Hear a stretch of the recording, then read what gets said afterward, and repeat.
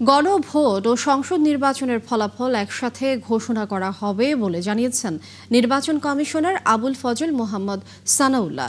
বিকেলে নির্বাচন কমিশনে ব্রিফিংয়ে তিনি জানান 2 ঘণ্টা পরপর ভোটের বিষয়ে অগ্রগতি প্রতিবেদন দেবে নির্বাচন কমিশন। দুটো ফলাফলই আমরা সাইমালটেনিয়াসলি বারবার করে বলা হচ্ছে। আমরা আবারও বলি দুটো ফলাফলই আমরা সাইমালটেনিয়াসলি দিতে থাকবো এবং দিব।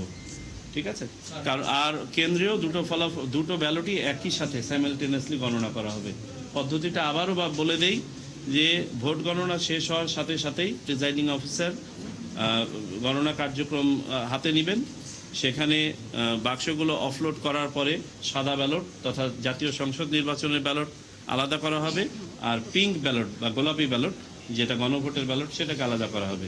গণনা কার্যক্রম একই সাথে শুরু হবে, তা না হলে দেখা যাবে জাতীয় সংসদ নির্বাচনের ফলাফল পাওয়ার পরে এজেন্টটা দৌড় মেরে চলে গেছে, আর কেউ থাকবে না। আবার যদি আপনি গণভোটের ফলাফল আগে ডিক্লেয়ার করেন, অস্থিরতা তৈরি হবে বাইরে। সো আমরা দুটোর কোনোটাই করতে চাই না, একসাথে করব।